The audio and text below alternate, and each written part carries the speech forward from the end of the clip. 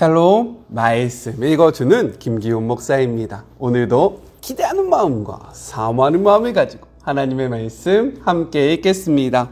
출애굽기 26장 1절부터 37절까지의 말씀입니다. 성막을 만들되 가늘게 꼰 모시실과 청색실과 자주색실과 주홍색실로 짜서 그룹 천사 문양을 수놓은 10폭의 천으로 만들어라. 이 일은 숙련된 장인이 맡아야 한다. 10폭의 천은 각각 길이 12.6m, 너비 1.8m로 하되 5폭을 옆으로 나란히 이어 한 벌이 되게 하고 나머지 5폭도 옆으로 나란히 이어 한 벌이 되게 하여라.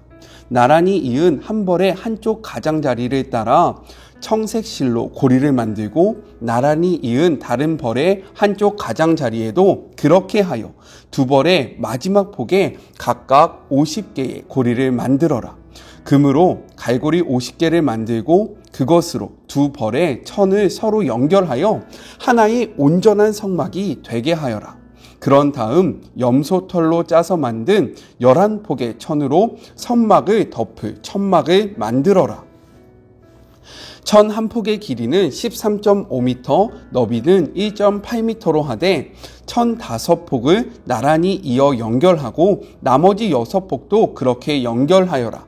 6번째 폭은 반으로 접어 성막 안쪽으로 걸치게 하여라. 나란히 이은 천의 한쪽 가장자리를 따라 고리 50개를 만들고 맞물리 쪽에 가장자리에도 고리 50개를 만들어라. 청동으로 갈고리 50개를 만들고 그것을 양쪽 고리에 걸어 하나의 천막이 되게 하여라.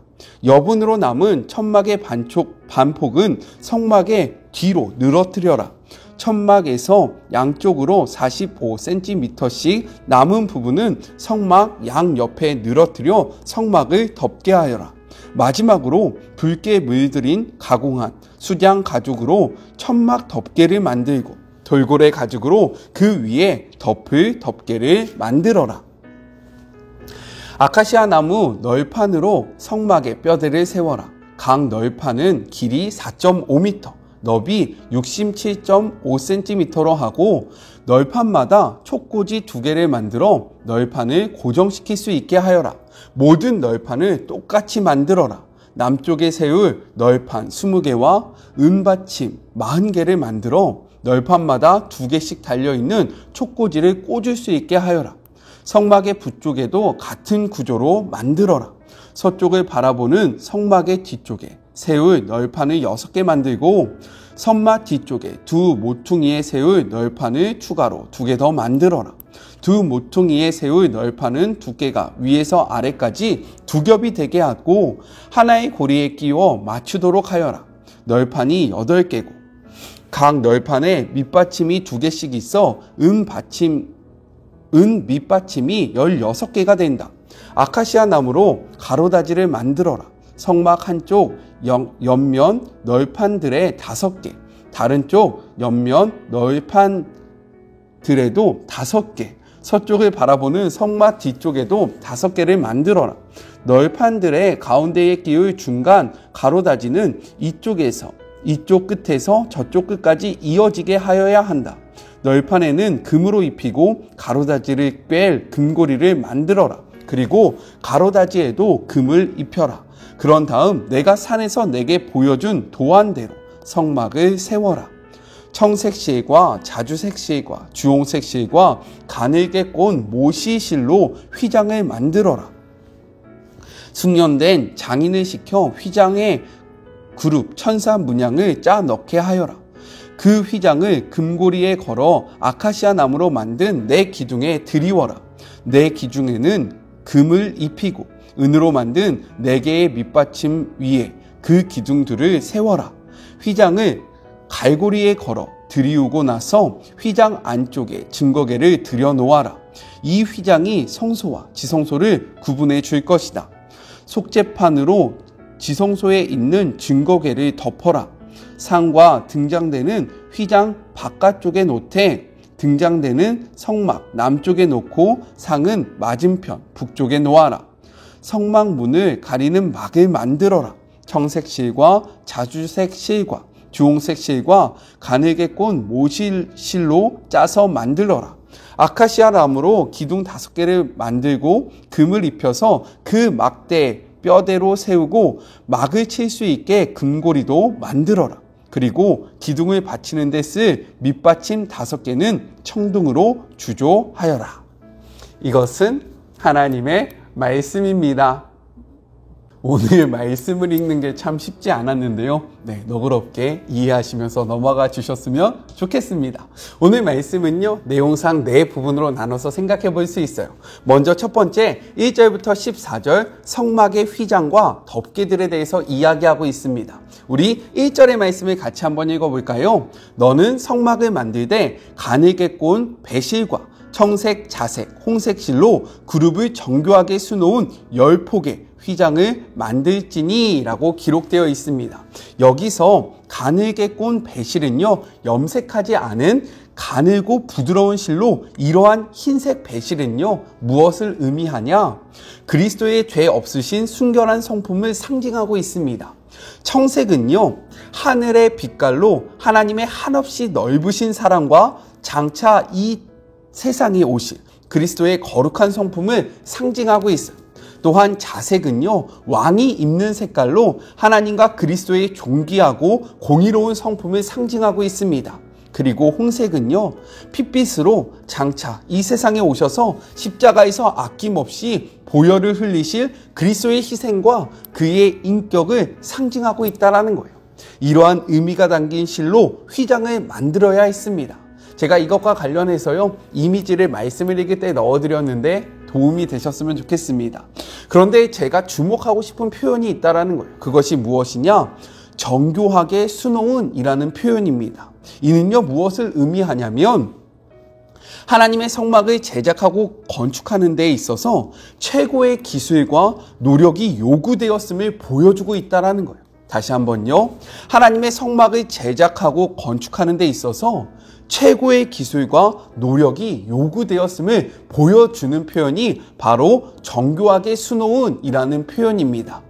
이는요, 우리에게 주는 메시지가 있습니다. 그것이 무엇이냐?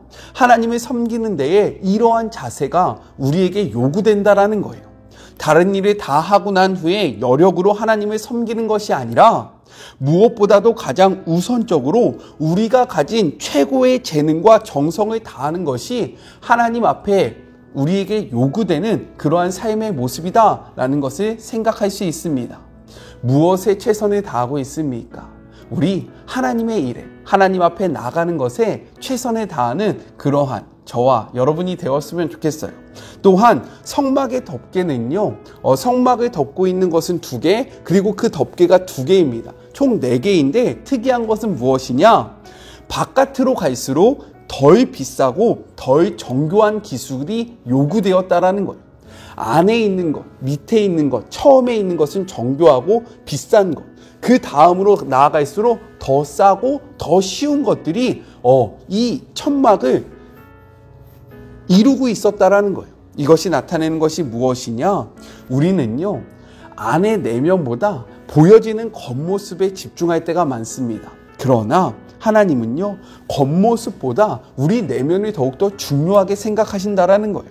그래서 이 말씀 앞에 우리도 겉모습을 꾸미는 것, 아름답게 치장하고 남에게 어떻게 보일까를 더욱더 노력하는 것이 아니라 우리의 내면을 어떻게 가꾸고 무엇으로 채울지를 고민하는 그런 복된 하루가 되었으면 너무나도 좋겠습니다. 둘째, 15절부터 25절 널판 제작과 조립 방법에 대해서 이야기하고 있어요. 우리 15절의 말씀 같이 한번 읽어볼까요? 너는 조각목으로 성막을 위하여 널판을 만들어 세우되 라고 되어 있어요. 하나님의 성막의 널판을 만들 때에 조각목, 개역개정에서는 조각목이라고 이야기하고 우리 지금 메시지 성경에는 무엇이라고 이야기합니까? 아카시아 나무 널판이라고 이야기하는데요. 하나님의 임재를 상징하고 장차 그리스도를 통해서 완성된 구원의 원리를 보여주는 거룩한 성막이나 성막의 기구들을 제작하는 데 있어서 그 당시 사람들이 최고로 여겼던 무엇이냐? 백향목 또는 잣나무 또는 상수리 나무를 사용하지 않고요. 너무나도 흔하고 보통 사람들이 사용했던 무엇을 사용했냐? 조각목을 사용했다는데 우리가 주목할 필요가 있습니다. 하나님은 왜 이것들을 사용해서 하나님의 거룩한 성막과 그 안에 쓰이는 물건들을 만드셨을까요? 그 이유는 무엇이냐? 이는 장차 오실 예수 그리스도를 예표하고 있다는 거예요. 우리 말씀을 같이 한번 읽어볼게요. 이사야 53장 2절의 말씀입니다. 그는 주 앞에서 자라나기를 연한 순 같고 마른 땅에서 나온 뿌리 같아서 고운 모양도 없고 풍채도 없은즉 우리가 보기에 흠모할 만한 아름다운 것이 없도다 라고 이야기하고 있어요.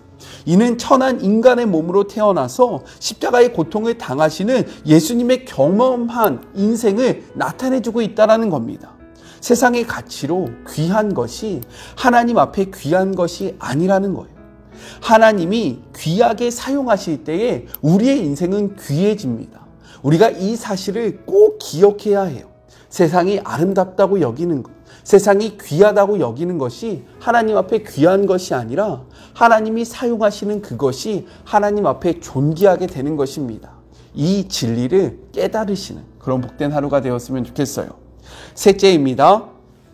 26절부터 30절 널판 벽을 연결하는 장치들에 대해서 이야기를 하고 있습니다. 성막의 널판들은요, 조각목과 금으로 만든 띠들로 연결되어 있었어요. 이로 인해서 강한 상합바람 가운데서도요, 쓰러지지 않고 견고하게 서 있을 수 있었던 겁니다. 발음이 꼬이는데 이해해 주시기 바랍니다. 하나님은 이를 통해서요, 우리에게 메시지를 주고 있는 거예요. 무엇이냐? 성막이 상징하는 바, 교회가 여러 사람들로 이루어져 있지만 하나 되게 하는 그리스도의 매는 줄로 강하게 결속됨으로 인하여 사단의 공격에도 능히 이길 수 있는 것을 보여주는 거예요. 하나이면 넘어지지만 둘이면 견딜 수 있고요. 세 겹줄은 끊어지지 않는다. 이 말씀 기억하고 계십니까? 또한 성경은 이렇게 이야기하고 있어요. 에베소서 4장 3절의 말씀입니다. 평안의 매는 줄로 성령이 하나 되게 하신 것을 힘써 지키라. 우리가 여러 가지 모습으로 하나님이 우리를 창조하셨고 다양하게 우리를 부르셨지만 우리는 성령 안에서 하나로 매여 있으며 이것을 힘있게 지켜야 한다라고 이야기하고 있다는 거예요. 또한 골로새서 3장 14절을 보면요, 이렇게 기록되어 있습니다. 이 모든 것 위에 사랑을 더하라. 이는 온전하게 매는 띠니라. 이 말씀을 통해서요, 우리 서로 사랑함으로 온전하게 매는 띠가 되어 하나가 되는, 그래서 어떠한 상황과 역경 속에서도 넘어지지 않고 굳건히 서 있어서 하나님이 원하시는 삶을 살아가는 저와 여러분이 되었으면 좋겠습니다. 우리는요, 다양한 모습이 있지만 하나님 안에서 하나라는 거예요. 이 사실 꼭 기억합시다. 마지막 넷째, 31절부터 37절 지성소 휘장과 내성소의 가림막에 대해서 이야기를 하고 있어요. 성막을 덮는 맨 안쪽 덮개처럼 성소와 지성소를 가르는 휘장을 만들 때는요, 청색, 자색, 홍색실과 가늘게 꼰 배실을 사용해서요, 휘장을 만들고 그 위에 정교하게 그룹들을 수놓게 하나님은 하셨습니다. 반면에 성막문 휘장에는요, 그룹들을 수놓지 않다라는 거예요. 이러한 차이점이 있습니다. 지성소를 그러한 막는 휘장에는 그룹을 수놓았고 성막의 문에는요, 이러한 그룹들을 수놓지 않았다라는 거예요. 또한 지성소의 휘장을 걸기 위해서 세워진 4개의 그러한 기둥에는요, 받침으로 고정되어 있었는데 성소의 휘장을 걸기 위한 기둥에는요, 녹받침으로 되어 있다라는 거죠. 이것이 나타내는 그러한 의미가 있습니다. 그것이 무엇이냐? 성막의 휘장과 덮개에서처럼 이러한 성막의 양식은요, 흔히 건물의 내부보다 외부를 더욱더 아름답게 꾸미려는 세상의 가치와는 다르다라는 거예요. 이를 통해서 하나님은 우리에게 메시지를 던지고 계십니다. 그것이 무엇이냐? 성막의 외형의 아름다움에 정신을 팔지 말고 성막 안에서 행해지는 제사의 참된 정신에 관심을 가지라는 거예요. 외형적인 모습에 집중하여 살아갈 것이 아니라 내면을 신경 쓰고 내면의 삶에 더욱더 집중하라 라고 말씀하고 계십니다. 우리도 이 말씀처럼 우리의 겉모습, 이 겉모습을 소홀히 할 수는 없지만 이 겉모습을 꾸미는데 더욱더 많은 시간들을 할애하는 것이 아니라 우리의 내면을 꾸미고 우리의 내면을 채우는데 더욱더 힘있게 나아가는 사랑하는 주의 모든 자녀들이 되었으면 좋겠습니다. 그리고 지금 우리가 이 말씀을 볼 때요, 잘 이해가 되지 않을 수도 있어요. 이게 무슨 말이야? 왜냐하면 우리가 흔히 사용하지 않는 그러한 뭐라 그래야 될까요? 그러한 그 규정들, 그리고 우리가 알 수 없는 그러한 센치들이 적혀 있기 때문입니다. 하지만 30절의 말씀을 보면 무엇이라고 이야기합니까? 내가 너에게 가르쳐준 그대로 하라 라고 말씀하고 있어요.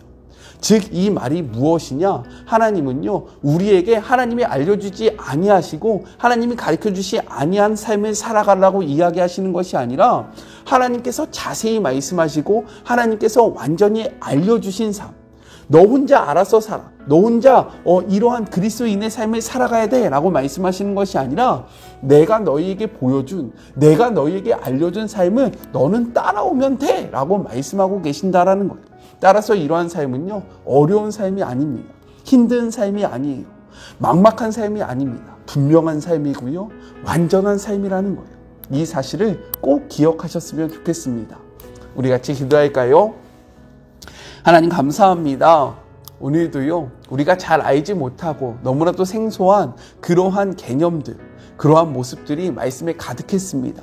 하지만 이 말씀 속에 우리를 향한 하나님의 메시지가 있다는 사실을 기억하게 하여 주시고 그 메시지를 찾아, 이 의미를 찾아 그 의미가 나타내고 있는 삶을 우리의 삶 속에서 살아내는 주의 모든 자녀들이 되게 하여 주시옵소서. 주님, 하나님의 말씀을 쫓아가기를 원합니다. 어렵다고 포기하고 이해가 안 된다고 내려놓는 것이 아니라 이 말씀을 깨닫게 하고 이 말씀을 바로 보게 하는 성령님을 간구하며 하나님의 말씀을 소유하는 주의 모든 자녀들이 되게 하여 주시옵소서. 함께 하실 주님을 기대하며 거룩하신 예수님의 이름으로 기도드립니다. 아멘. 오늘은 성경을 읽을 때부터 그리고 말씀을 나눌 때까지 계속 좀 버벅거렸는데 죄송해요. 저를 위해서 기도해 주셔서 말씀을 잘 전할 수 있도록 함께 기도해 주셨으면 좋겠습니다. 저는요, 또 내일 만나도록 할게요. 사랑하고 주님의 이름으로 축복하면서 오늘 하루도 힘내세요. 우리 내일 만나요. 안녕. 오늘도 수고하셨습니다.